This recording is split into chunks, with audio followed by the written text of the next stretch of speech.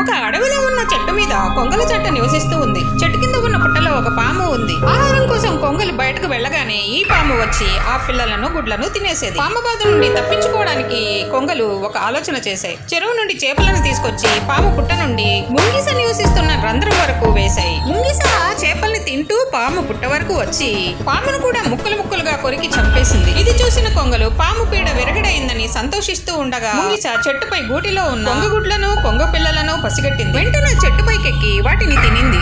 ఒక అపాయం నుండి తప్పించుకోబోయి ఇంకో అపాయంలో పడ్డామే అనుకుంటూ కొంగలు ఎంతో దుఃఖించాయి.